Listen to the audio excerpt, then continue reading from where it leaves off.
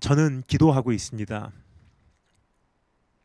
우리가 항해하여야 하는 방향을 정해달라고 주님께 기도드리고 있습니다.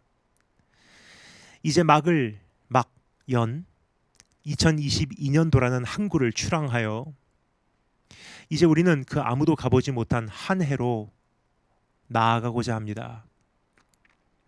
이번 한 해 어떠한 일들이 우리를 기다리고 있는지 우리는 알 수 없습니다.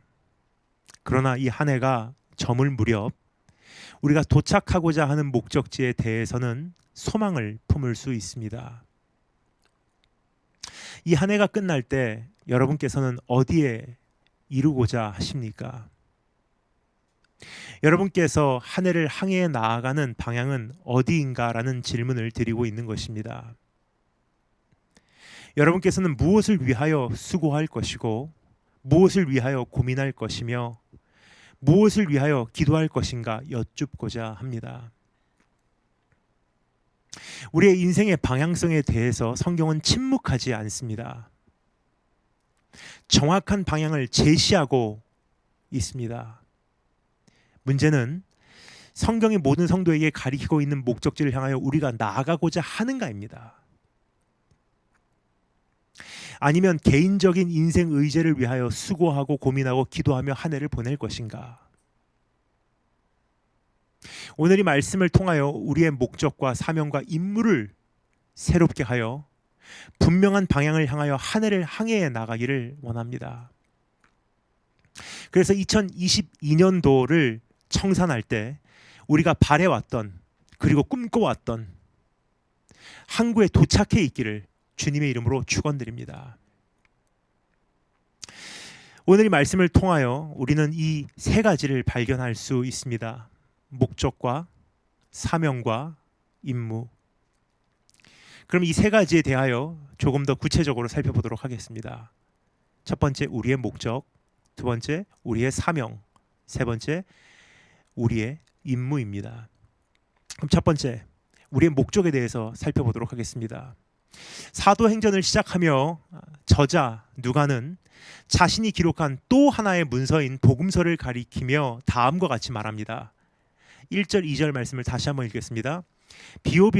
데오빌로여, 내가 먼저 쓴 글에는 무릇 예수께서 행하시며 가르치시기를 시작하신부터 그가 택하신 사도들에게 성령으로 명하시고 승천하신 날까지의 일을 기록하였노라.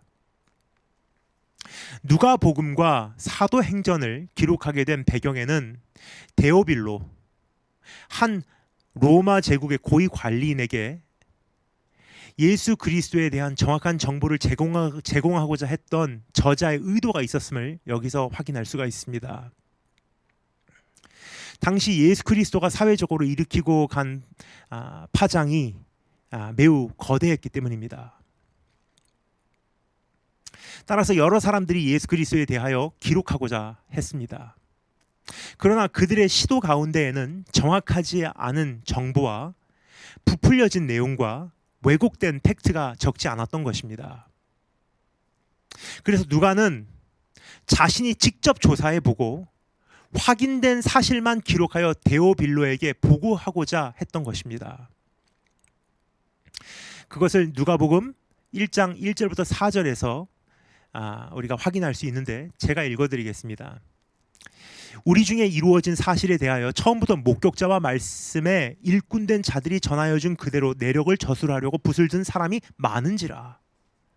그러니까 예수님께서 이 세상에 왔다 가신 후에 그 중간에 이제 십자가 사건이 많은 사람들 보는 가운데 집행되었죠.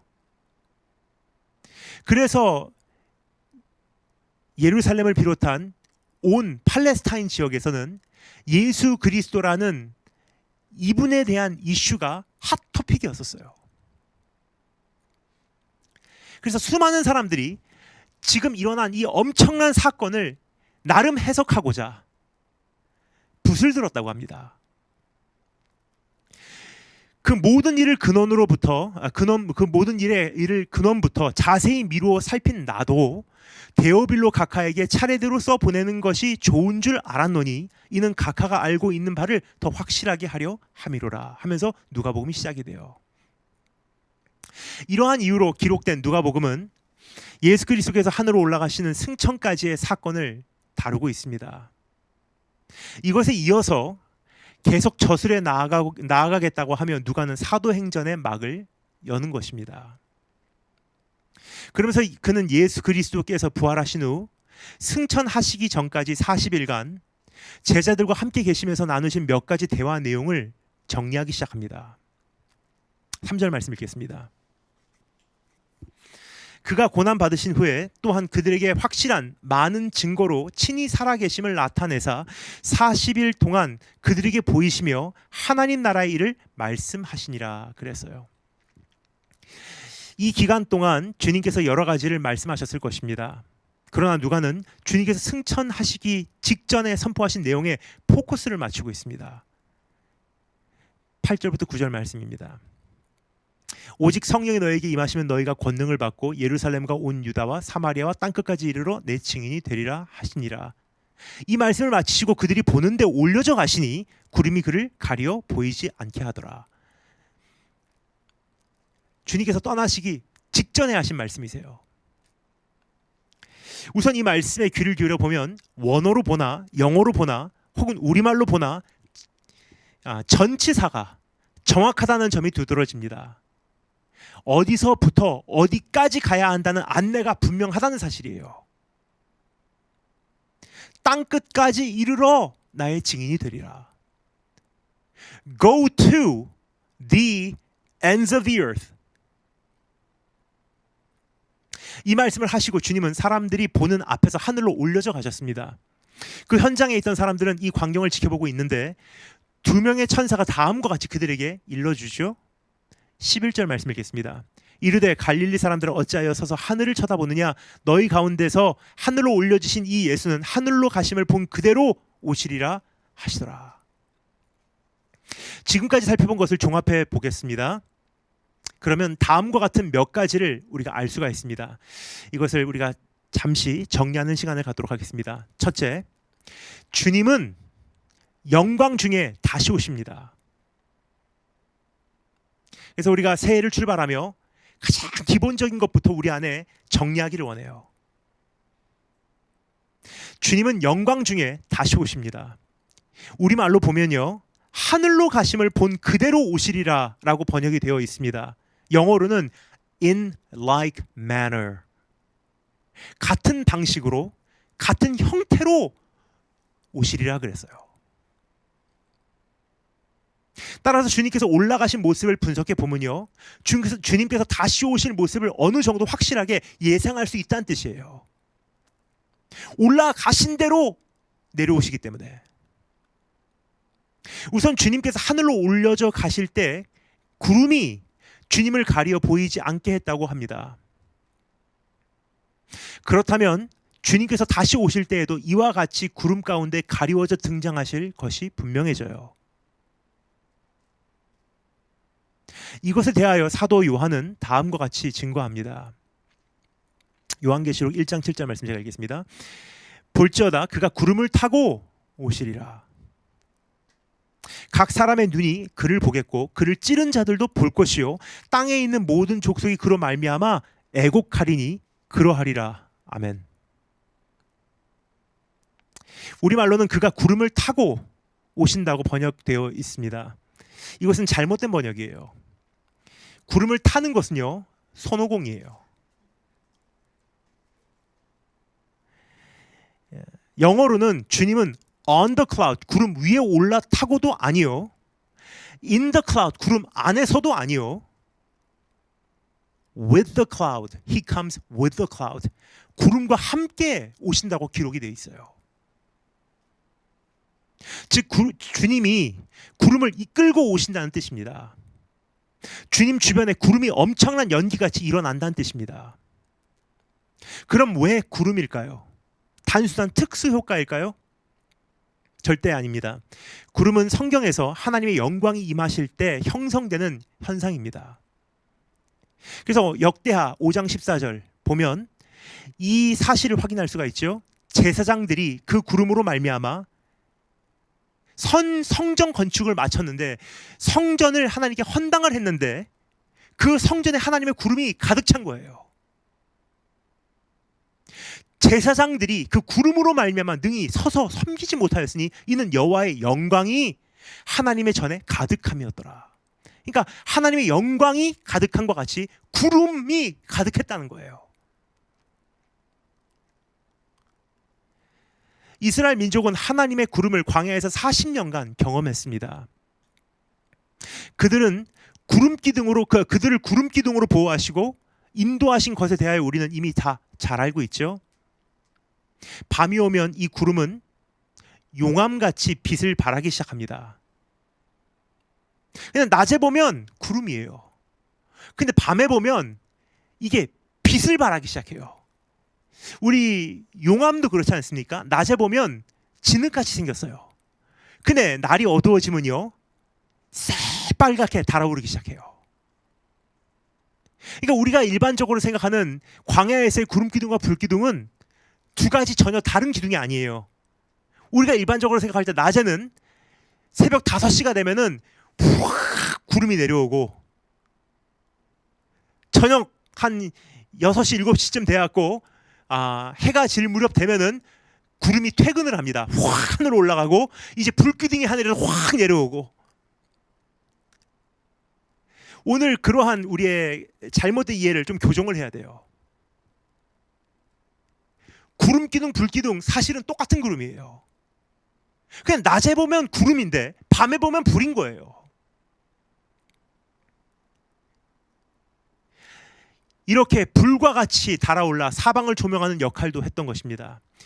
즉 주님께서 다시 오실 때 구름과 함께 오신다는 것은요, 영광의 연기를 뿜어내며 등장하신다는 뜻이에요. 상상해 가십니까? 우리 주님께서 공중 강림하실 때 얼마나 웅장한 구름이 그 사방을 둘러싸는지.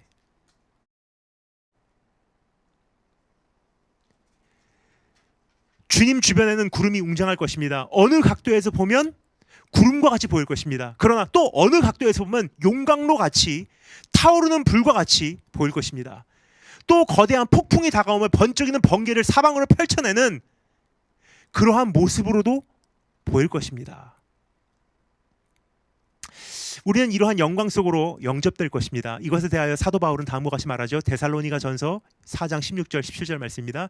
주께서 호령과 천사장의 소리와 하나님의 나팔 소리로 친히 하늘로부터 강림하시리니 그리스도 안에서 죽은 자들이 먼저 일어나고 그 후에 우리 살아남은 자들도 그들과 함께 구름 속으로 끌어올려 영광 속으로 끌어올려 주를 거기서 영접하게 하시리니 그리하여 우리가 항상 주와 함께 있으리라. 그래서 주님은 구름 가운데 올라가셨다는 것은요, 구름 가운데 내려오신다는 거예요. 즉 영광 가운데 강림하신다는 뜻입니다. 두 번째 정리하기를 원하는 것, 주님은 모든 사람이 지켜보는 가운데 다시 오십니다. 조금 전에 읽어드린 요한계시록 1장 7절에 의하면요, 주님께서 다시 오시는 모습을 각 사람의 눈이 보게 될 것이라고 합니다. 어떻게 온 세계의 사람들이 이 광경을 동시에 다 같이 목격할 수가 있다는 말입니까? 올라가시는 것과 같이 내려오신다는 것은요, 올라가실 때 수많은 사람들이 보는 가운데 올라가셨어요. 그럼 내려오실 때도 수많은 사람들이 보는 가운데 내려오신다는 뜻이에요. 근데 요한계시록에 보면 그것보다 한 걸음 더 나가서 온 세계의 사람들이 각 사람들이 보는 그 눈앞에서 내려오신대요. 이게 말이 안 되는 거예요. 왜냐? 지구는 둥글기 때문에 한 지역으로 내려오신다는 것은요, 다른 지역에서는 안 보이기 때문이에요. 지금까지는 이것이 불가능했습니다. 그러나 이제는 가능합니다. 소셜 미디어를 비롯한 다양한 매체를 통하여 온 세계로 정보 유통망이 이미 깔려있기 때문입니다.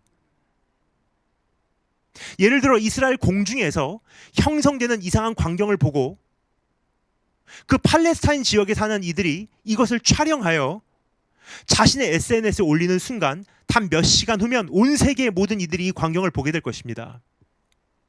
순식간에 이 영상들의 조회수는 폭발적으로 불어날 것이고 여론의 관심사는 여기에 쏠리게 되어 있습니다. Everybody is talking about it. 인스타부터 시작해서 페북에 불티나게 사람들이 피드 올릴 거예요. 저 하늘에 떠 있는 게 뭐지? 저는 난생 처음 보는 구름의 형태다. 뿐만 아니라 셀 수 없이 많은 언론사들이 헬기와 드론을 비롯한 다양한 수단으로 그 이상한 물체에 접근하여 취재하고자 할 것입니다. 그리고 각국 정상들의 비상 모임이 소집될 것이며 사람들은 실시간으로 업데이트되는 뉴스 속보에 귀를 기울일 것입니다. 그래서 그들이 보는데 올려져 가신 것과 같이 주님은 온 세계의 각 사람의 눈이 지켜보고 있는 가운데 다시 오신다는 거예요. 세 번째 정리하기를 원합니다. 주님은 정확한 지리적 위치로 다시 오십니다. 이제는 어느 곳에 오시든 온 세계가 바라본다는 것에 대해서는 우리가 의심의 여지가 없어요. 여러분, 성경은 절대로 추상적인 현실을 다루고 있지 않습니다. 우리에게는 미래를 바라보지 못하는 한계가 있기 때문에 역사의 한 그 현장에서 추상적으로 여겨지는 것도요, 역사의 흐름 속에서 이것이 실상이 되어가고 있는 것을 우리는 경험하게 됩니다. 예를 들까요? 유비쿼터스라는 단어가 참 많이 생각이 납니다. 지금까지만 해도요, omnipresence, 하나님의 무소부재하심이라는 것이 이게 추상적이기 때문에 도저히 와닿지가 않았어요. 근데 이 시대에 사는 젊은이들은요, 이게 어느 정도 생활권 안에서 경험이 되는 바예요. 한국에서 핸드폰으로 스위치를 켜면요, 미국에 있는 집에 에어컨이 켜집니다. 뭐예요? 무소부재예요. 물론 이것은 과학이지만 지금 제가 말씀드리고자 하는 것은 과학 그 위에 계신 하나님은 이보다 못하냐는 거예요. 절대 그렇지 않습니다. 과학이 발달되면 발달될수록 하나님의 지극히 높으심이 두드러지는 것뿐이에요. 왜냐? 하나님께서 우리에게 이미 보이신, 성경에서 알리신 그 엄청난 하나님의 하나님 되심의 한 부분을 이제 드디어 실상으로 조금 맛보는 거거든요. 이것도 마찬가지예요. 온 세계에 각 사람이 보는 앞에서 하면 이해가 안 갔어요. 근데 역사가 흐르고 지금 이 시대에 살고 있는 우리는 이제 그것이 실상이에요. 말이 된다는 거예요, 우리한테는 이게. 한순간 SNS에 내가 갖고 있는, 소지하고 있는 핸드폰으로 영상 찍어서 올리는 순간 조회수가 수천만, 수백만으로 올라가요. 이스라엘 공중에 강림한 구름을 찍었는데 단 1시간 후면 인도에 있는 어린아이가 그 구름에 대해서 알고 있는 시대예요.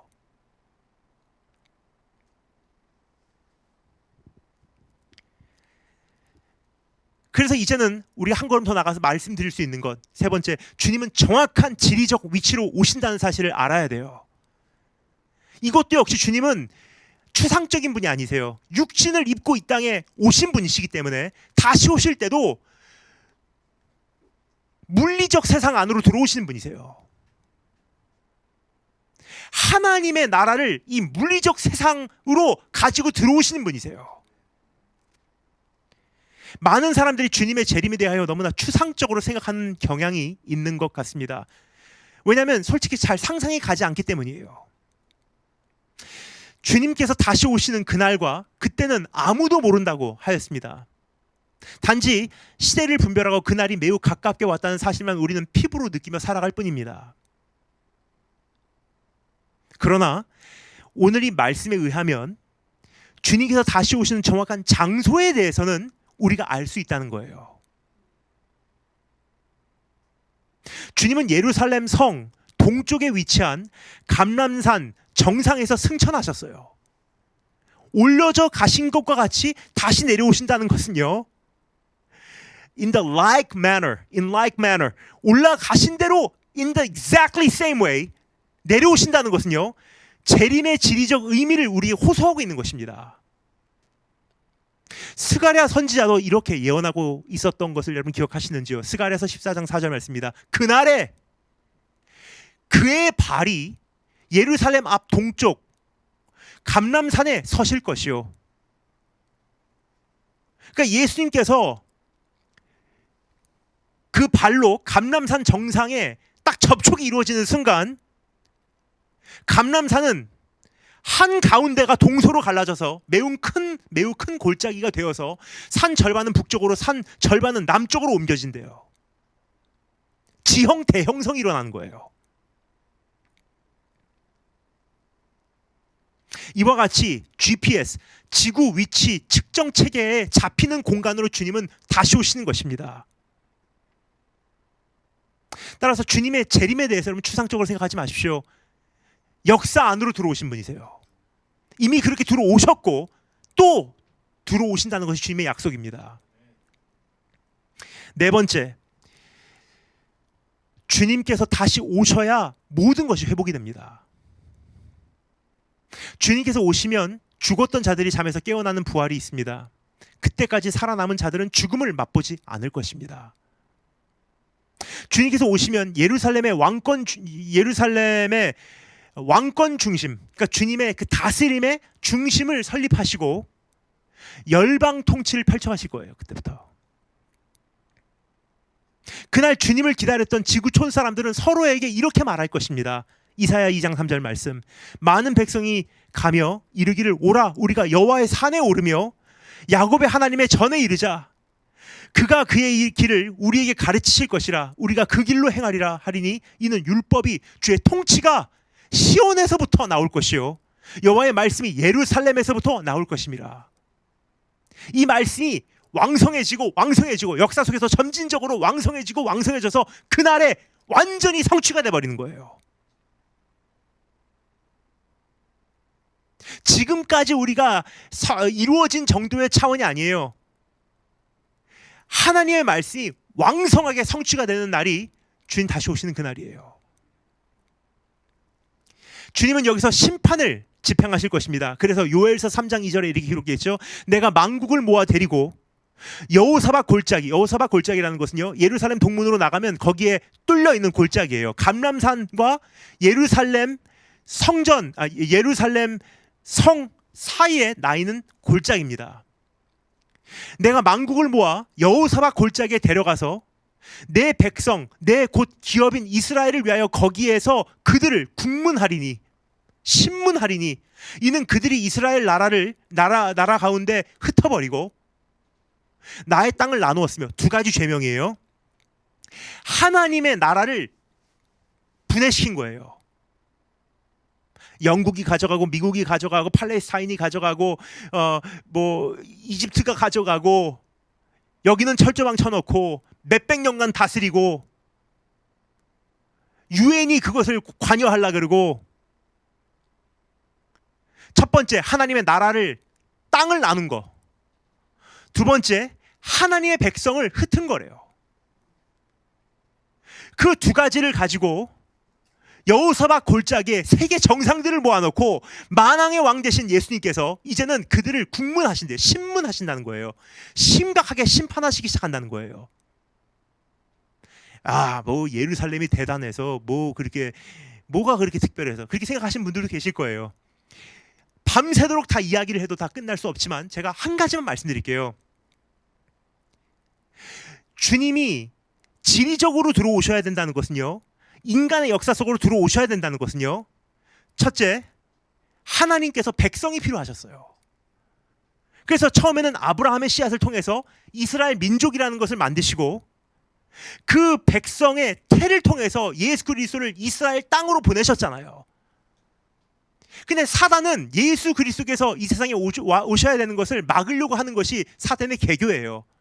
사단의 원수는요, 우리가 아닙니다. 우리는 고래싸움에 새우등 터지는 정도의 피해자일 뿐이에요. 근데 사단의 가장 큰 미움은 누구냐? 예수예요. 사단은 예수 그리스도를 시기하고요, 질투하고요, 사단은 예수 그리스도를 적으로 생각을 하고 있습니다. 물론 잽도 안 되지만 말입니다. 우리 한 가지 오해를 풀기를 원합니다. 보통 마블을 비롯해서 우리가 요즘에 슈퍼히어로 영화 참 좋아하죠. 그거 보면 꼭 히어로가 있으면 빌런이 있어요. 예를 들어서 스파이더맨이라는 히어로가 있으면 그것에 맞설 만한 그 대적이 있습니다. 그럼 우리가 생각할 때 선과 악, 그러면은 하나님과 사탄 맞서서 싸우는 거다 생각을 하는데 그거 잘못된 오해입니다. 왜냐하면 잽이 안 돼요. 하나님의 반대가 사탄이 아니에요. 이건 처음부터 게임이 안 되는 거예요. 단지 하나님께서는 참 시간을 보류해 두시고 지켜보고 계신 것 뿐입니다.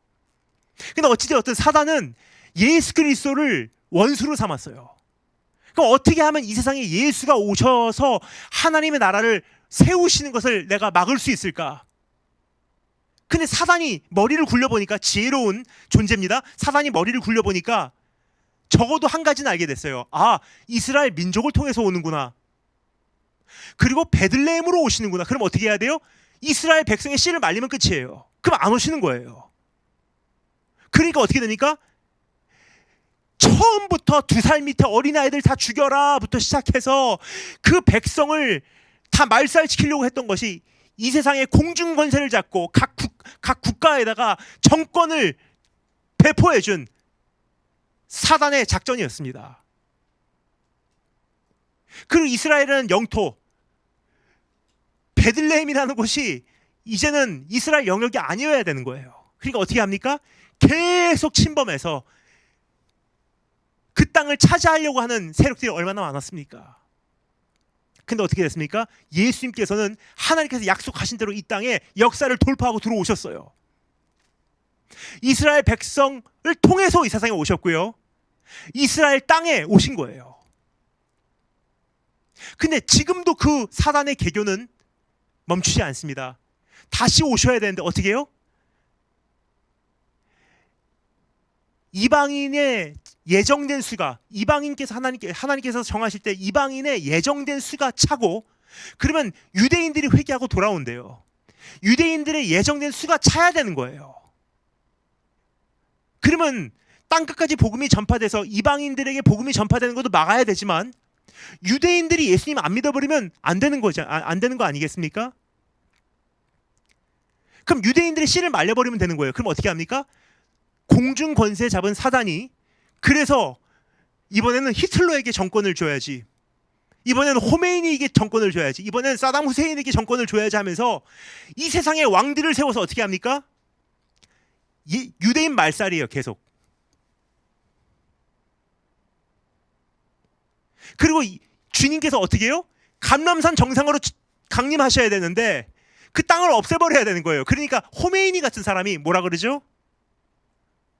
이스라엘이라는 나라는 지구 지도에서 없어져야 된대요. 그러니까 주님의 발판이 없어져야 된다는 거예요. 그러니까 이것은 눈에 보이기에는 나라들의 전투입니다. 정치적 전투예요.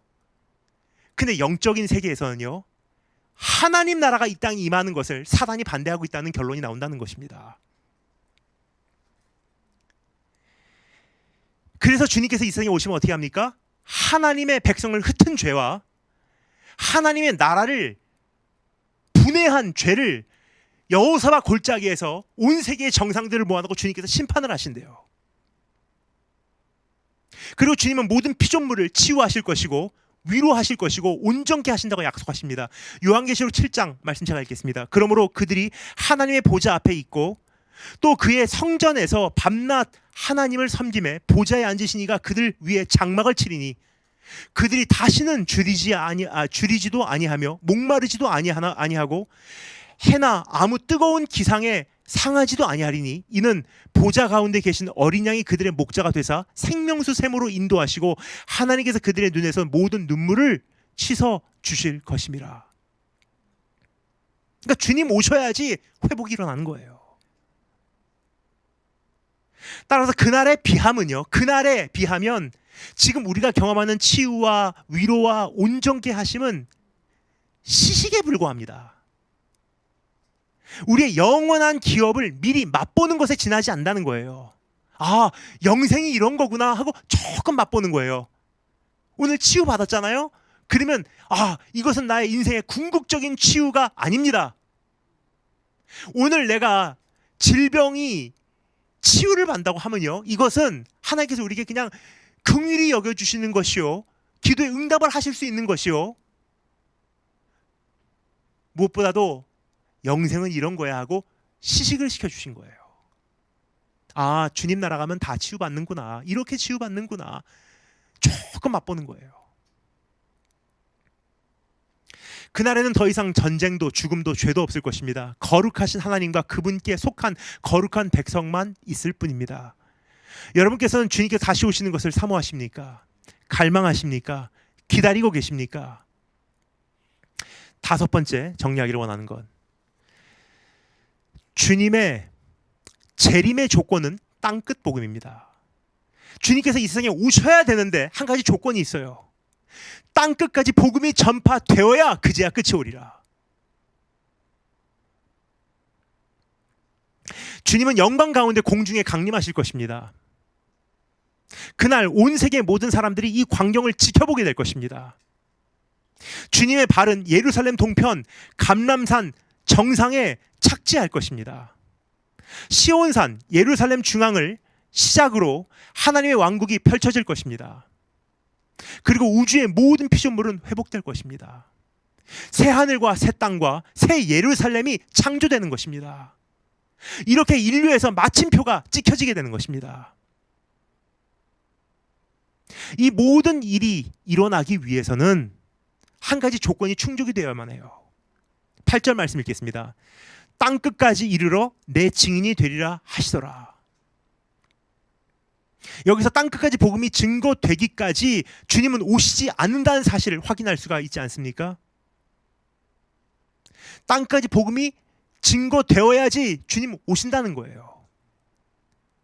그것을 마태복음 24장 14절에서는 다음과 같이 확인을 시켜주고 있습니다. 읽겠습니다. 이 천국 복음이 모든 민족에게 증언되기 위하여 온 세상에 전파되리니 그제야 끝이 오리라 그랬어요.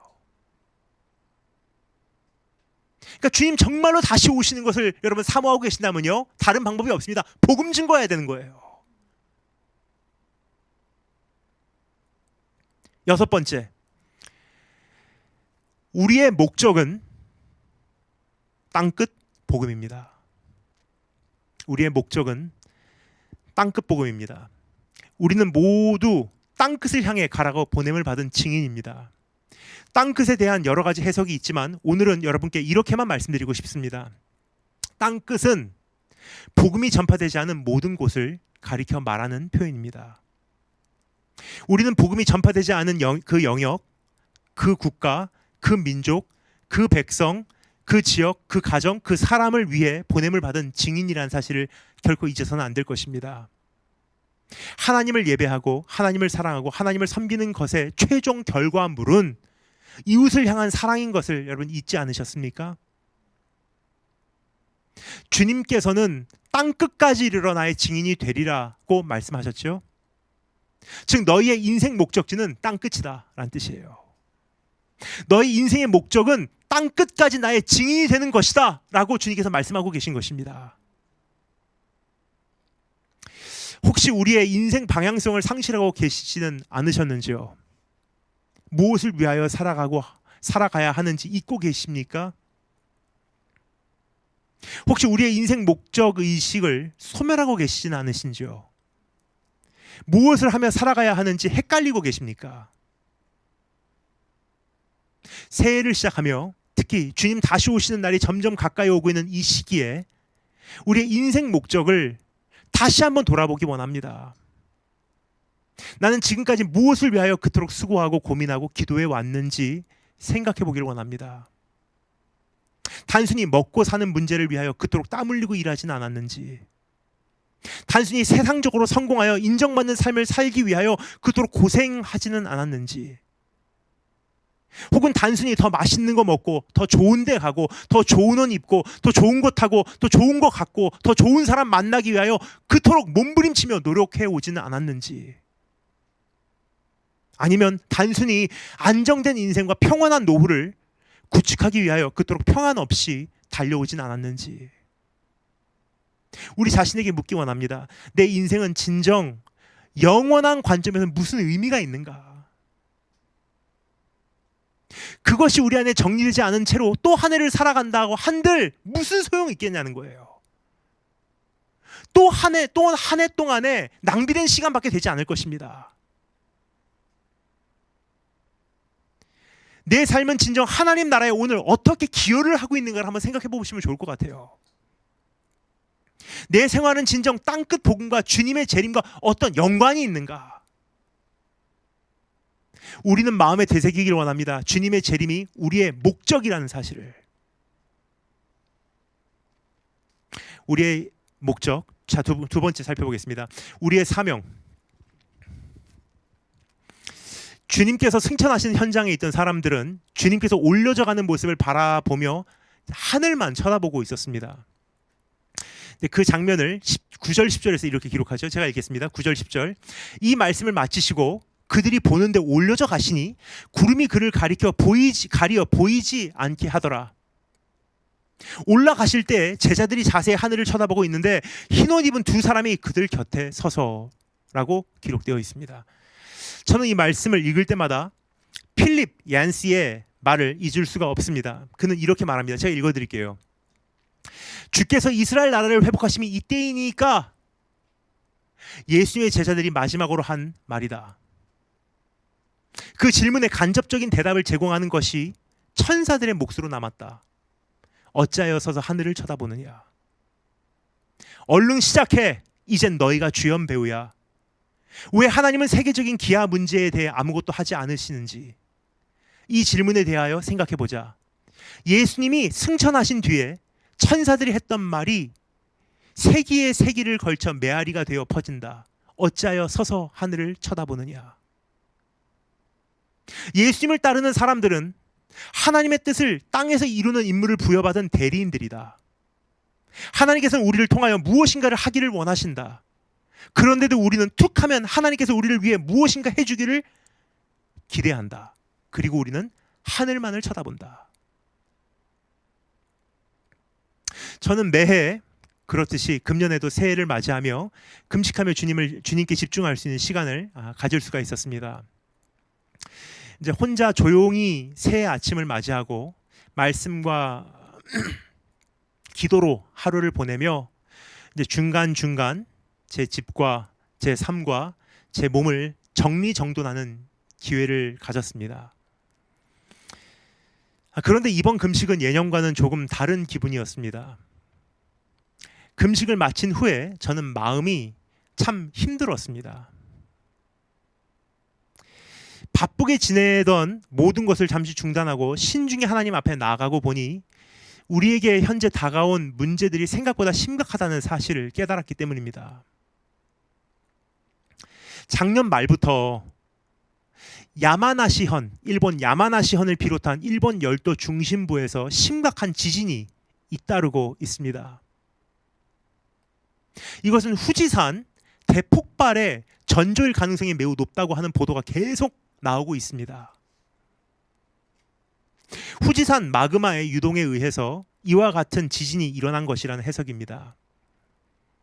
후지산의 마지막 폭발은 1707년, 약 300년 전입니다. 1707년 12월 16일이었습니다. 그때로부터 지난 300여 년간 후지산 지하 마그마가 더욱 강해졌다는 뜻입니다. 근데 이렇게 가만히 보잖아요. 후지산은 100년에 한 번 주기로 계속 분화해 왔어요. 근데 300년 동안 폭발하지 않았다는 것은요, 그만큼 지금 그 지하에 마그마가 폭발 일보 직전까지 쌓이고 쌓였다는 뜻이에요. 평소 폭발과 폭발 사이의 그 중간 기간, 그 주기가 3배가 되었어요. 지금 언제 폭발해도 이상하지 않은 때에 여러분과 제가 살고 있습니다. 이와 같은 이유로 언젠가 폭파하는 것은 정해진 사실인데, 폭파하면 엄청난 대규모 재해를 낳게 된다는 사실입니다. 눈앞에 와 있어요. 지금 만약 폭파하게 되면요, 2시간 만에 그 화산재는 편서풍을 타고 동쪽으로 확산되어 도쿄 시내 한 복판에 내려앉기 시작할 것입니다. 도쿄는 0.5mm만 화산재가 쌓여도 전철이 움직이지 못하게 되고 도로의 선이 보이지 않게 되기 때문에 교통이 완전히 마비가 되어버릴 것이고, 통화량 급증으로 인하여 전화는 불통이 될 것이며, 화산재로 인하여 모든 통신은 마비가 될 것입니다. 그래서 신용카드 결제부터 실시간 내비게이션 시스템까지 완전히 얼어붙게 되는 것입니다. 이뿐 아니라 후지산 폭발은 셀 수 없는 여진으로 이어질 것이며, 일본 열도만이 아니라 아시아 다른 지역에까지 엄청난 영향을 미치게 되어 있다는 것을 지금 이 시간 말씀드리고 싶습니다. 또 지금 지구온난화는 어떻습니까? 급속도로 진행되고 있는 기후변화로 인하여 이제부터 약 8년 뒤에는 지구 평균 기온이 또 1.5도가 상승한대요.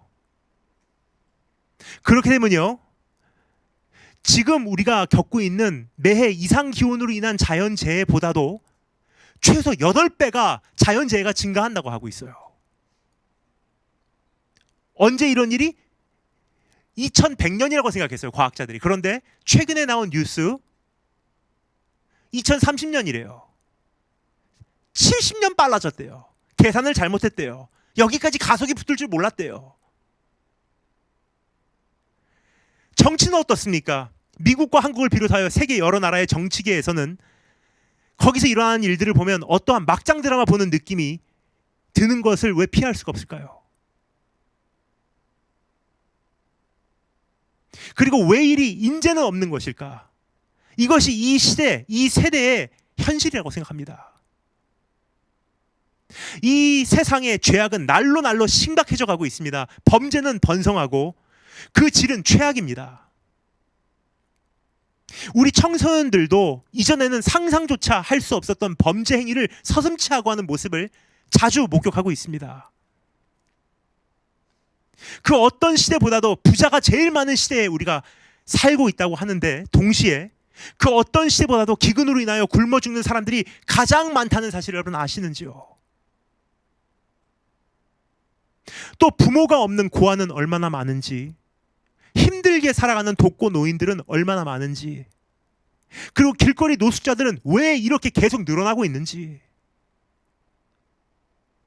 시애틀, 로스앤젤레스, 뉴욕을 비롯한 미국 대도시의 가장 큰 이슈 중 하나가 바로 급증하고 있는 노숙자 문제라는 사실을 여러분 아시는지요? 약 반세기 전만 해도요, 50년 전만 해도 여기까지 많지 않았다고 합니다. 여러분께서는 이러한 문제를 보고 계신지요? 아니, 보는 것뿐만 아니라 오늘날의 현실을 보고 안절부절할 만큼 심각성을 느끼고 계신지 저는 궁금합니다. 우리가 그냥 마냥 좋아하면서 해피 뉴 이어 하고 시작할 때가 아니라는 거예요. What's so good about it? 뭐가 그렇게 좋냐는 거예요.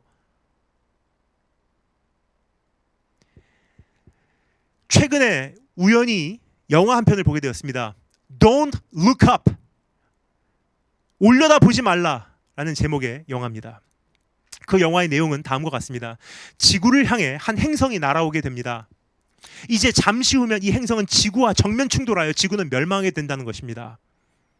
이 사실을 발견한 과학자들이 미국 백악관부터 여러 언론사를 찾아다니며 임박한 멸망을 호소하기 시작했어요. 그러나 사람들은 자기 눈앞에 있는 명예와 직업과 욕심과 즐거움과 일상 때문에 전해지는 소식을 듣기를 거절합니다. 듣지 않는 거예요. 행성이 온다는 사실을 부정합니다. 오직 밑을 바라보고 자기 손에 쥐어진 핸드폰을 바라보며 살아가기에 바쁠 뿐입니다. Look down, look down. 계속 밑에만 바라보고 있는 거예요.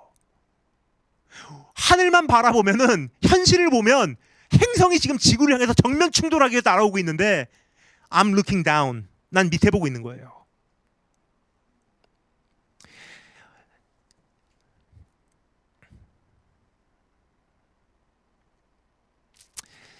이런 여론을 지켜보다가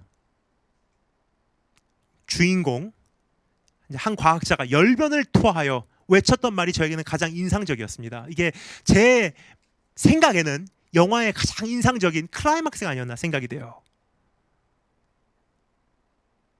아무리 외쳐도 듣지 않는 사람들을 향해 그는 이렇게 말합니다. 문제가 있다는 사실 그 자체를 인정하지 않는데 그 다음에 무슨 대화가 있을 수 있겠습니까? 멸망이 임박하다고 하는 수많은 과학적 증거마저도 부인하고 부정하고 무시하는데 무슨 얘기가 통할 수 있겠냐는 질문이에요. 여러분, 아래를 바라보지 마십시오. 위를 바라보세요. 우리를 향해 지금 행성이 날아오고 있습니다. 문제를 인정하십시오. 현실을 받아들이십시오. 하고 외치기 시작해요. 전 이 영화를 보면서 지나온 15년간의 저의 사역을 돌아보지 않을 수가 없었습니다. 여러분, 우리의 멸망이 정말 임박하게 다가왔어요. 지금 주님 다시 오실 날이 우리 눈앞에까지 다가와 있습니다. 세상은 엄청난 최종적인 전쟁을 향하여 날로 가깝게 가고 있다는 사실을 아시는지요? 내일은 환난이지 평안이 아닙니다. 근데 문제는 이 자체를 인정 안 하는데 그 다음에 우리가 무슨 대화를 할 수 있냐는 질문이에요.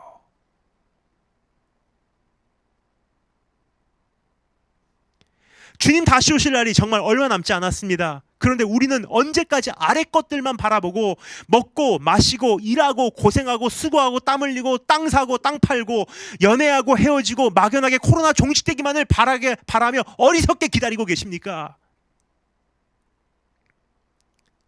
이제 눈을 들어서 세상을 바라보시기 바랍니다. 망해가고 있지 않습니까? 죽어가고 있지 않습니까? 악해져만 가고 있지 않습니까?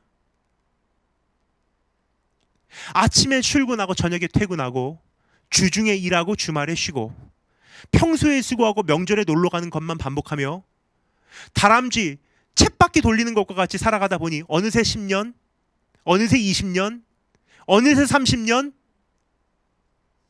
어느새 죽음이 다가와 있지 않습니까? 이제 눈을 들어 사방을 바라보시기 바랍니다. 세상을 바라보시기 바랍니다. 얼마나 사회가 망가져 있는지, 얼마나 사람들이 많이 죽어가는지, 얼마나 많은 불의가 행하여지고 있는지, 얼마나 가난한 사람들이 많은지, 얼마나 부모 없는 아이들이 많은지. 한동안 우리는 오늘날의 현실을 바라보며 많은 질문을 해왔고 또 그 가운데 지쳐버렸습니다. 세상이 왜 이런지, 하나님은 어디 계신지, 왜 그대로 두시는지, 왜 침묵하시는지, 언제까지 참으실 건지, 마치 하늘만 쳐다보고 있는 제자들과 같은 모습으로 살아오진 않았는지요.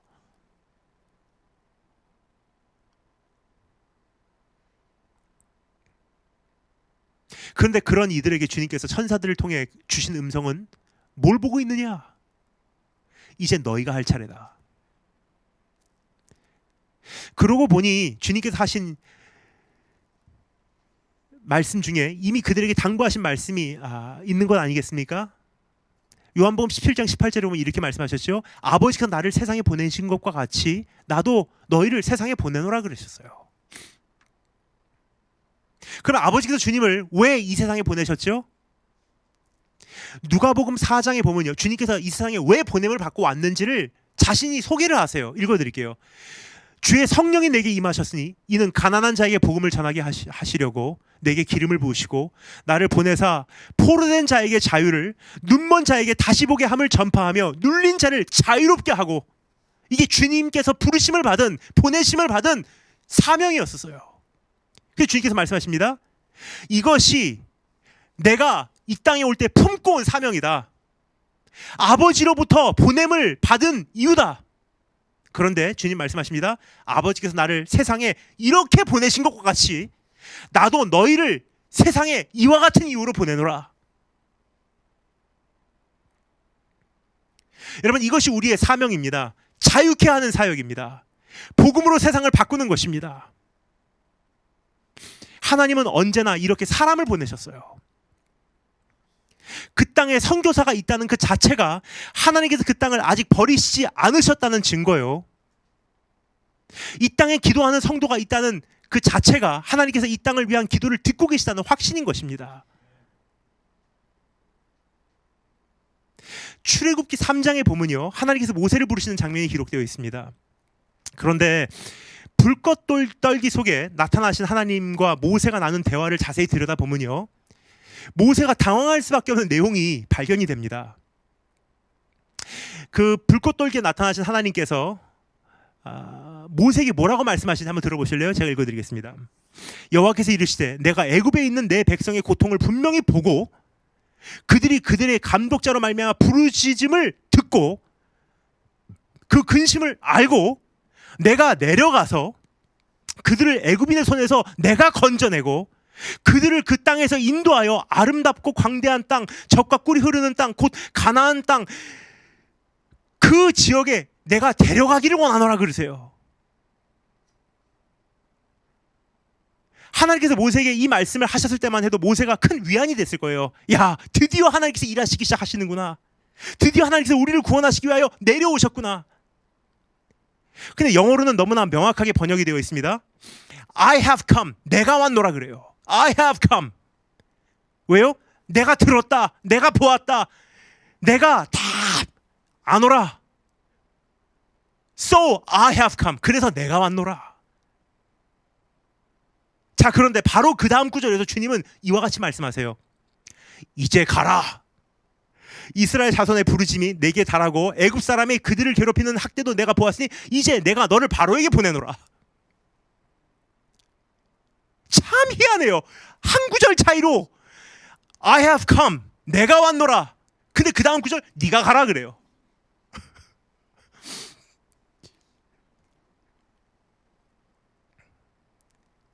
이렇게 진행되고 있는 것입니다. 이 대화는 내 백성의 부르심을 내가 들었다. 그들을 구하기 위하여 드디어 내가 왔다. 이제 네가 가라. I have come. Now you go. 지금도 주님께서 일하시는 방식은 변하지 않습니다. 여전히 주의 종들, 성도들, 교회를 통해 일하시기를 원하신다는 거예요. 그래서 새해를 맞은 우리를 향해 주님은 이와 같이 말씀하고 계신 것입니다. 왜 하늘만 쳐다보고 있느냐? 하나님 언제 우리를 도와주십니까? 가 아니에요. 네가 가라.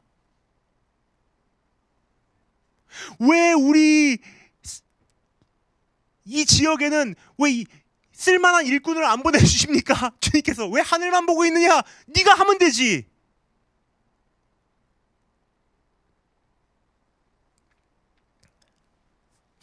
너희가 가서 이제 그들을 자유케 하라. 그들을 해방시켜라. 결박을 풀어주라. 눈먼 자를 보게 하라. 배고픈 자를 먹이라. 고아와 과부, 소외된 사람들을 돌아보라. 사회에서 아무런 힘이 없는 자들을 찾아가라. 복음을 말로만 하지 말고 이젠 삶으로 살아내라. 그러면 너희가 나보다 더 큰 일을 하게 되리라 말씀하셨어요. 그래서 요한복음 14장에서 주님께서 이렇게 말씀하시죠. 내가 진실로 진실로 너에게 이르노니 나를 믿는 자는 내가 하는 일을 그도 할 것이요 또한 그보다 큰 일도 하리니 이는 내가 아버지께로 감이라 그래요. 오늘 그 사명 받으시기 바랍니다. 주님 오셔야 되고 그것을 이루기 위해서 우리가 가서 이제 직접 주님의 나라를 이 땅에 일구어드리는 우리 한 분 한 분 되시기를 주님으로 축원드립니다. 마지막 세 번째, 우리의 임무입니다. 지금까지 우리가 또 한 해를 살아가야 하는 목적과 그 목적이 우리에게 전해준 사명에 대하여 살펴보았습니다. 그럼 그 사명을 감당하기 위하여 우리는 구체적으로 무엇을 하여야 하는가? 어디서부터 시작해야 하는가? 그것에 대하여 오늘 저는 구체적인 답은 드리지 않도록 하겠습니다. 너무 광범위하기 때문이에요. 그리고 to-do list, 이거 하세요 라는 것을 저는 별로 그렇게 좋아하지 않습니다. 그러나 그 답을 스스로 찾아갈 수 있는 가이드라인을 제가 소개해 드릴게요. 이제부터 내가 어디로 가야 하며 무엇을 해야 하며 어디서부터 시작해야 하는지, 그것을 스스로, 미국에 계신 분들은 미국, 유럽에 계신 분들은 유럽, 학생의 신분인 분들은 학생의 신분으로, 직장인의 신분인 분들은 직장인의 신분으로, 하지만 누구나 성도라면 할 수 있는 이 본질을 제가 가이드라인으로 드리도록 하겠습니다. 이것을 기준으로 생각하시면요, 이제 하나님께서 여러분에게 구체적으로 알려줄 거예요. 무엇을 해야 하는지. 우리의 임무를 정확하게 하실 것입니다. 우리는 우리 정체성을 잠시 정리할 필요가 있다고 생각해요. 왜냐하면 임무라는 것은요, 정체성에서부터 샘솟아 오르는 것이기 때문에. 우리의 정체성이 우리 안에 확실해지기만 하면요, 우리의 임무를 스스로 상황에 맞게 찾아가는 것은 당연한 자연적 순서가 될 것이기 때문입니다. 다음과 같은 세 가지 정체성을 확실하게 인식하고 살아가는 것이 중요합니다. 첫 번째 정체성, 우리는 하나님 나라의 인력이다. 우리는 하나님 나라의 인력이다. 하나님 나라를 세워가는 임무입니다. 부활하신 주님께서 40일간 이 땅에 머무시면서 제자들과 여러 대화를 나누셨겠지만 한 가지 주제에 초점을 맞추시고 계셨음을 누가는 지적합니다. 조금 전에 읽은 3절 말씀 뭐라고 기록되어 있죠? 40일 동안 그들에게 보이시며 하나님 나라의 일을 말씀하시니라 그러셨어요. 그러니까 주님께서 이 땅에 계신 이 40일 동안 하나님 나라에 대해서 구체적으로 설명을 하신 거예요. 하나님 나라의 건설의 중요성, 하나님 나라의 질서의 형태, 하나님 나라의 완성 과정, 그리고 하나님 나라의 최후 승리 등등의 내용을 주님께서 제자들에게 이야기하신 것입니다. 이렇게 40일간 하나님의 나라에 대하여 말씀을 듣고 보니 제자들은 궁금해졌던 것입니다. 그래서 6절 말씀, 그들이 모였을 때 예수께 여쭈어 이르되 주께서 이스라엘 나라를 회복하심이 이때입니까 하니.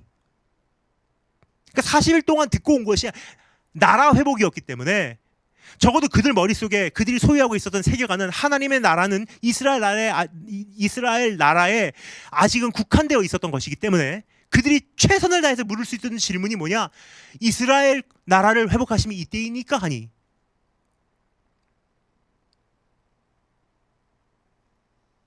적어도 어찌되었든 그들은 하나님의 나라가 예수 그리스도를 통하여 곧 회복될 것이라는 짐작은 했던 것 같습니다. 그들의 이러한 질문과 짐작에 별다른 대꾸를 주님은 하지 않으시고 주님은 오히려 그들이 집중하여야 할 주제로 그들의 관심을 안내하십니다. 7절 8절 말씀, 이르시되 때와 시기는 아버지께서 자기의 권한에 두셨으니 너희가 알 바가 아니요. 그러면서 8절 말씀, 예루살렘과 온 유다와 사마리아와 땅끝까지 이르러 내 증인이 되리라 그러셨어요. 자, 이제까지 말씀드린 것을 한마디로 요약하면 너희가 그토록 궁금해하고 회복하기를 원하는 하나님의 나라는 너희가 이 땅에서 세워가는 나라야.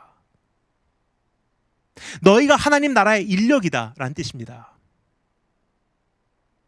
여러분, 인력은 절대로 본분 이외의 것으로 에너지와 자원과 집중력을 분산시켜서는 안 되는 것입니다. 오직 그 인력 고용을 한 주인을 위해서만 헌신해야 되는 것이 당연한 것 아니겠습니까? 그 주인의 목적과 계획과 의지에 딱 맞는 것들만을 위하여 자신을 소모해야만 하는 것입니다. 그 외의 것은 낭비요, 남용이요, 불성실함입니다. 그래서 우리가 내 자신에 대해서 어떠한 견해를 갖고 어떠한 생각을 갖고 계신지요? 나는 하나님의 나라를 위해서 특별히 성별된 고급 인력이다라는 것을 인지하고 계신지요? 내 정체성에 대한 그런 확신이 없다면요, 내가 갖고 있는 이 자원과 젊음과 인생을요 허비하게 돼 있다는 거예요. 엉뚱한 곳에 40일 동안 하나님 나라에 대해서 설명하시고, 주님 이제 곧 회복이 됩니까? 그건 네가 알 바가 아니야. 하지만 제일 중요한 거, 집중해야 되는 거 알려줄게. 너희가 땅끝까지 가라. 무슨 뜻입니까? 너희가 이 나라를 세워가는 그 인력이야, 그 뜻이에요.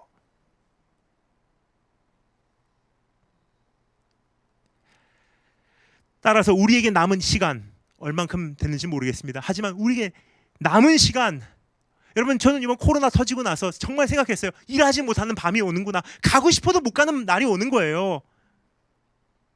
선교하고 싶어도 이제는 국경선을 못 넘는 날이 오는 것입니다. 한 번만 더 저희에게 마음껏 다니면서 복음을 증거할 수 있는 그 기회를 주시다면 이제는 서슴지 않고 온 세계를 다니고 싶습니다라는 것이 제 외침입니다. 그런데 지금 이 환경 속에서도 우리가 충분히 할 수 있는 것들이 있어요. 따라서 우리의 남은 시간, 남은 젊은, 남은 기력, 남은 재산, 남은 인생, 남은 기회, 남은 생명, 무엇을 위하여 쏟아낼 것인가 신중히 고민하며 한 해를 출발하기를 원합니다. 하나님 나라의 인력. 두 번째, 정체성. 우리는 성령님의 능력의 도구다. 우리는 성령님의 능력의 도구다. 예수 그리스도를 대신하여 살아가는 임무입니다. 주님은 우리가 대단해서 우리를 하나님 나라의 인력으로 삼은 것이 아닙니다. 우리를 도우시는 성령님 없이는 우리는 아무것도 못합니다. 그래서 주님께서는 이와 같이 당부하셨던 것입니다. 4절 5절 그리고 8절 읽겠습니다. 사도와 함께 모이사 그들에게 분부하여 이르시되 예루살렘을 떠나지 말고 내게서 들은 바 아버지께서 약속하신 것을 기다리라. 요한은 물로 세례를 베풀었으나 너희는 몇 날이 못되어 성령으로 세례를 받으리라 하셨느니라. 그래서 8절 오직 성령이 너에게 임하시면 너희가 권능을 받을 것이다 그러셨어요. 그러면 증인이 된대요. 우리는 성령을 받아야 합니다. 오직 성령을 통해서만 권능을 소유할 수 있기 때문입니다. 자, 그런데 여기서 말하는 권능이라는 것은 무엇인가? 라는 질문을 피해갈 수가 없습니다. 왜냐하면 우리가 권능 생각하면 단순히 방언과 이적 행함을 생각하기 때문이에요. 여기서 말하는 권능, 증인이 필수적으로 필요한 것, 모든 증인이 다 가지고 있어야 되는 그 하나님께서 성령으로 약속하신 그 권능이 뭐냐는 거예요. 단순히 이적 행함과 복음 선포와 은사 사용을 위한 능력에 대하여 말하고 있는 것일까요? 그렇지 않습니다. 비록 적지 않은 사람들이 이 말씀만 쏙 빼내서 자기에게 맞게 인용하고 해석하고 있지만 말입니다. 물론 성령께서 가져다 주시는 권세 안에는 이적 행함과 복음 선포와 은사 사용을 위한 능력도 포함되어 있긴 합니다. 그러나 한 가지 가장 중요한 사실을 우리는 절대 놓쳐서는 안 된다는 거예요. 성령이 우리에게 주시는 권능이 진짜 권능이 무엇이냐? 그 본질이 무엇이냐? 이것은요, 사도행전이라는 큰 틀에서 우리가 이해를 해야 하는 거예요. 사도행전은 누가복음의 연장선이라는 사실을 이미 위에서 말씀드린 바 있습니다. 그러니까 쉽게 말씀드리면요, 누가라는 사람이 책을 썼는데 예수님에 대해서 제1권은 누가복음이라는 이름을 붙였고요, 제2권은 사도행전이라는 이름을 붙인 거예요. 그렇게 이해하시면 이해가 빠르시죠? 근데 이게 형태는 조금 달라요. 근데 사실 이 주제는 똑같아요. 누가복음이나 사도행전이나. 어떻게 다른지, 어떻게 비슷한지 설명드리겠습니다. 누가복음은 예수 그리스도께서 이 땅에 나시는 순간부터 십자가에 달리시는 사건, 그리고 부활하시고 승천하시는 장면까지 기록하고 있습니다. 그러나 주제는 예수 그리스도예요. 예수 그리스도의 공생의 사역에 대한 내용이에요. 이어서 사도행전은 시작부터 스토리라인을 잠시 뒤로 감아서 주님께서 부활하신 후 40일 동안 세상에 계시면서 하나님 나라에 대하여 가르치신 내용부터 시작을 합니다. 그러면서 초대교회의 출발과 이방인 선교까지의 줄거리를 다루고 있습니다. 즉, 주제가 뭐냐? 이것도 예수 그리스도예요, 주제가. 단지 형태가 뭐냐? 교회의 형태로 이번에는 성육신 하신 예수 그리스도에 대한 내용인 거예요. 그러니까 누가복음은 육신의 형태로 성육신하여 이 땅에 오신 예수 그리스도, 하지만 사도행전 누가가 쓴 제2권은요, 교회의 형태로 성육신하신 예수 그리스도의 이제부터 이어지는 사역에 대한 내용이 사도행전이에요. 이와 같이 누가복음과 사도행전은 모두 예수 그리스도에 관한 내용입니다.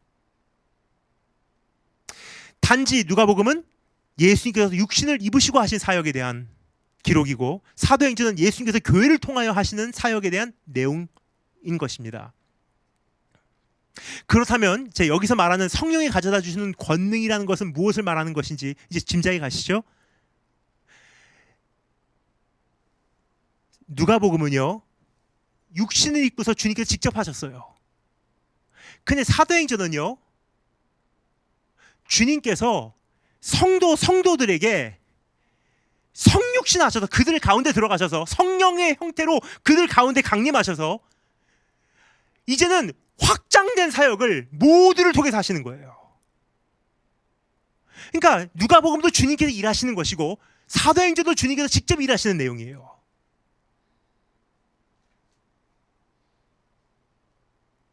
그럼 여기서 말하는 권능이라는 것은 무엇이냐? 예수 그리스도를 대신하여 삶을 살아가는 능력, 그게 권능이에요. 그러니까 우리가 단순히 굉장히 좁은 틀로 권능 그러면 그 방언의 은사, 치유의 은사, 뭐 설교의 은사라고 생각하는데 그 정도 차원이 아닙니다. 누가복음에서 했던 사역, 이제 사도행전 들어오면서 주님께서 이어가시기를 원하시는데 각 사람이 예수의 영을 받고 예수 그리스도를 대신해서 그 사역을 이어받아서 똑같이 진행할 같은 영의 사역, 그게 권능이에요. 그 안에 능력 행함도 있고 그 안에 병치유도 있고 그 안에 권세를 가지고 말씀을 전하는 것도 있겠죠. 하지만 가장 본질적인 이 권능이 뭐냐? 예수와 같이 살아가는 사역이에요. 예수와 같이 살아가는 능력. 예수님과 같이 세상을 살아가는 것. 예수님과 같이 사람을 구해내는 것. 예수님과 같은 성품으로 말하고 행동하는 것. 예수님과 같은 가치 기준과 우선순위와 세계관과 생각으로 이 땅을 살아가는 것. 그게 권능이에요. 그것을 가능하게 하는 분은 유일하게 성령 하나님뿐입니다. 그래서 우리 주님도 사역의 가장 초입 부분에서 성령의 충만함을 받지 않으셨습니까? 우리도 같은 영으로 행해야 그분과 같이 살 수 있다는 뜻입니다. 이것이 성령이 우리에게 가져다 주시는 권능입니다. 우리는 성령께서 이 땅에 지속적으로 능력을 행하실 수 있도록 마련된 그릇이라는 사실을 절대 잊어서는 안 됩니다. 그러니까 누가복음에서 주님께서 홀로 하셨던 사역을요, 이제 사도행전과 이제부터의 이 교회 역사를 통해서 주님께서 이제는 교회를 통해서, 교회가 몸이라 그러잖아요. 그러니까 주님께서 형태를 바꾸신 거예요. 지금까지는 한 사람, 인간으로서의 주님께서 이 세상에서 사시면서 사역을 하셨다면요, 이제는 형태가 바뀌어버렸어요. 조금 이제 요즘 우리 젊은 분들 이게 이해력을 돕기 위해서 제가 이런 예를 한번 들어볼게요. 이것도 오래전에 본 영화인데 한 과학자가 자기가 죽기 전에 자기는 영원히 살고 싶다고, 하던 일을 계속 지속적으로 하고 싶다고, 자기의 모든 생각과 성품과 이 판단력과 자기가 갖고 있는 모든 이 과학적 지식을요, 컴퓨터 프로그램에게 자기 의식을 다운로드 시켜놓고 죽었어요. 이 컴퓨터 프로그램이 네트워크로 해서 온 세계로 확장되면서 그 사람의 일을 이루어 나가는 거예요. 과학 공산 영화이기 때문에 이게 물론 적합한 예는 아니지만 이러한 맥락에서 이해해 주시면 좋을 것 같아요. 한 사람으로서 이 세상에 오셔서 십자가 지시고 죽임을 당하시는 것으로 주님의 사역이 끝난 게 아니에요. 주님의 몸과 피를 주시면서 교회가 탄생되면서 이제 주님의 사역이 확장이 돼버린 거예요. 그러면 교회가 권능을 받고 성령을 통해서 능력을 받는 것은 무엇이냐? 다른 게 아니에요. 예수와 같이 살아가는 능력이에요. 예수와 같이 말하고, 예수와 같이 바라보고, 예수와 같이 사랑하고, 예수와 같이 섬기는, 그게 권능 아니겠습니까? 그렇게 우리는 예수를 담아야 하는 그릇인 것입니다. 이것이 사도 바울의 비유예요. 우리는 복음을 담는 질그릇이래요. 그래서 우리는 그 그릇으로서 깨끗해야 하는 것입니다. 그 그릇은 다른 것으로 채워져서는 안 되는 것입니다. 그 그릇은 성령님의 손에 붙들림을 받아야 예수 그리스도께서 그 안에 담기게 되는 것입니다. 그리고 그래야만 예수 그리스도가 우리를 통해서 이 땅에서의 사역을 지속적으로 이루어 나갈 수 있게 되는 거예요. 지금까지 우리의 정체성을 깜빡 잊어버리고 계시진 않으셨는지요? 내가 누군지, 내가 작은 예수님께서 지금 나를 통해서 살고 있고 나는 예수와 함께 죽고 예수와 함께 살았기 때문에 내가 이제 사나 죽으나 난 주의 것이라는 이 고백을 여러분 이제 잊고 계시진 않으셨는지요? 지금까지 온전한 그릇으로 드려지지 않았다면 이제 다시 한번 내 인생을 곰곰이 생각해 보시기 바랍니다. 오늘 이 정체성을 다시 한번 우리 안에 정리하고 새롭게 일어나기를 주님의 이름으로 축원드립니다. 마지막 세 번째입니다. 우리의 마지막 세 번째 정체성, 우리는 복음을 소유한 증인이다. 첫 번째는 하나님 나라의 인력이고요, 두 번째는 뭐였죠? 성령께서 일하실 수 있는 능력의 통로, 우리 그릇이고 작은 예술 일상을 살아가는 사명을 받은 사람들입니다. 세 번째는 복음을 소유한 증인이에요. 예수 그리스도를 증거하는 인물을 띄우고 있습니다. 8절 말씀 읽겠습니다. 오직 성령이 너에게 임하시면 너희가 권능을 받고 예루살렘과 온 유대와 사마리아와 땅끝까지 이르러서 내 증인이 되리라 하시니라. 그리고 하늘로 올라가셨어요. 주님은 우리를 증인으로 부르셨습니다. 예수 그리스도를 직접 경험한 자로 살아가라는 뜻입니다. 그러니까 그냥 부르신 것이 아니에요. 너희는 나를 그냥 선전해라가 아니에요. 가만히 요즘에 지금 대선 하는 거 보니, 운동하는 거, 대선 준비하는 거 보니까 사실 그 후보에 대해서 잘 모르면서 거기 같이 캠페인에서 이게 그 대선 운동하고 계신 분들이 계신 것 같아요. 근데 우리 주님께서 우리를 부르실 때 그냥 단순히 선전하라고 부르신 분이 아닙니다. 증인으로 부르셔요. 증인. 홍보대사와 증인의 차이가 뭐죠? 홍보대사는 그거에 대해서 잘 몰라도 사실 그냥 가서 나는 연예인이에요, 나도 이 제품을 쓰고 있습니다, 그 정도면 홍보대사가 충분히 될 만해요.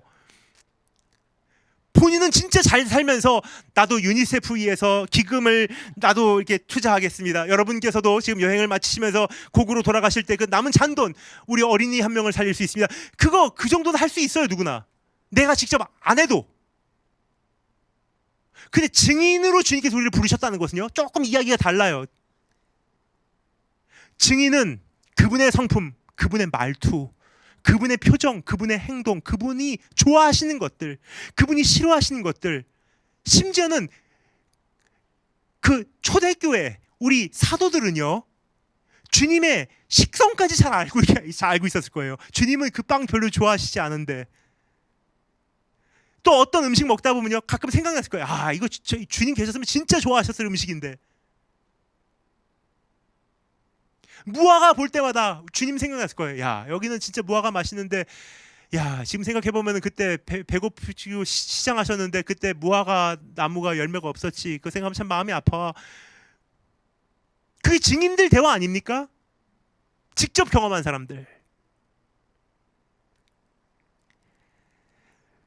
주님이 겪은 고난, 그분이 성취한 부활, 그분이 하신 모든 말씀들, 그분이 선언하신 모든 약속들, 그분이 보이신 능력, 그분의 예배 생활, 그분의 기도 생활, 그리고 그분이 얼마만큼 아버지를 사랑하셨는지 등등을 직접 목격한 자들로서 이 세상을 살아가라는 부르심이에요. 그냥 예수에 대해서 듣고 그냥 예수 믿으면 복 받습니다가 아니에요. 그분을 진짜 아는 거예요. 우선 이 임무를 수행하기 위해서는 우리 자신이 주님을 그만큼 잘 알아야 하는 것 당연한 것 아니겠습니까? 그래서 우리에게 성령님의 도우심이 필요한 것입니다. 왜냐하면 성령님의 조명하심으로밖에 우리가 보지 않았지만 그만큼 주님을 알 수 있는 방법이 없기 때문이에요. 그리고 예수 그리스도에 대하여 증거하는 이 하나님 말씀을 끊임없이 읽을 수밖에 없는 이유가 바로 여기 있는 거예요. 왜냐? 내가 2000년 전으로 돌아가서 그분을 알 수 있는 방법이 유일하게 이거밖에 없기 때문에.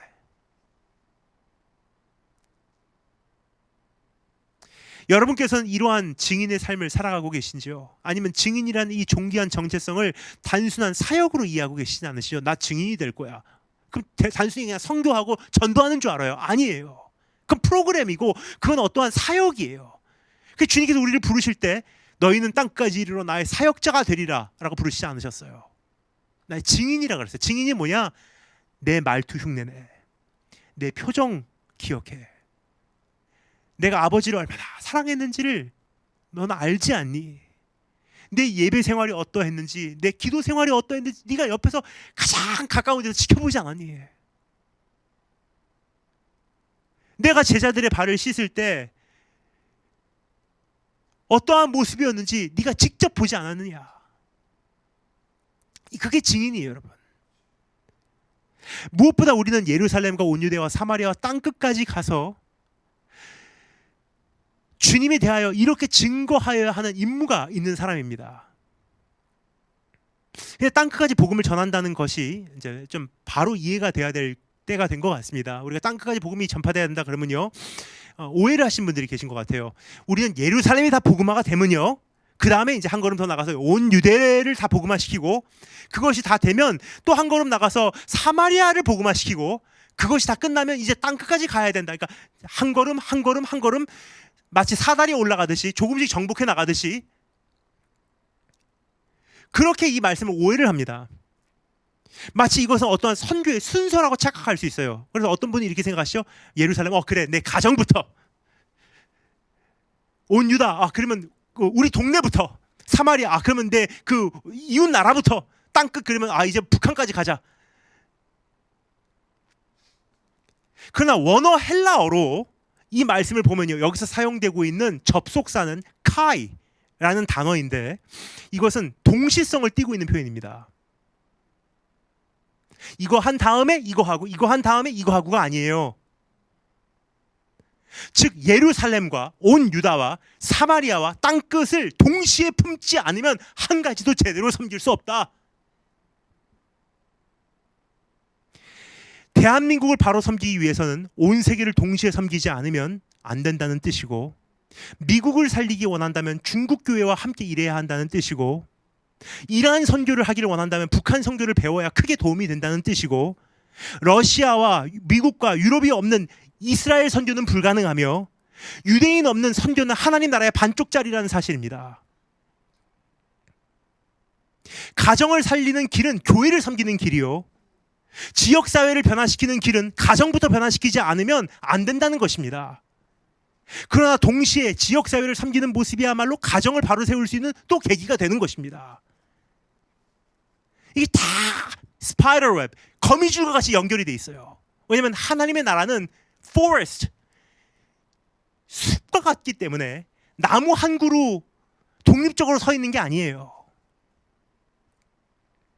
다 뿌리가 연결이 돼 있어요. 그러므로 증인으로서의 우리의 정체성을 다시 새롭게 하기를 원합니다. 그리고 이제 내가 먼저 예수를 깊이 경험하기를 원합니다. 그러면 가장 가까운 곳과 먼 곳, 익숙한 곳과 낯선 곳, 안전한 곳과 위험한 곳, 가본 곳과 가보지 않은 곳, 아는 언어를 하는 곳과 모르는 언어를 하는 곳, 자유롭게 예배를 드릴 수 있는 곳과 핍박 속에 있는 곳을 동시에 섬겨나갈 수 있는 주님의 증인들로 이제 일어나시기를 주님의 이름으로 축원드립니다. 이렇게 한 해를 우리가 시작한다면 이번 한 해 마칠 때 우리가 도착하는 항구는 어디가 될지, 여러분과 함께 새로운 방향을 향하여, 새로운 목적지를 향하여 우리가 출항하는 한 해가 되기를 주님의 이름으로 축원드립니다. 다 같이 기도드리겠습니다.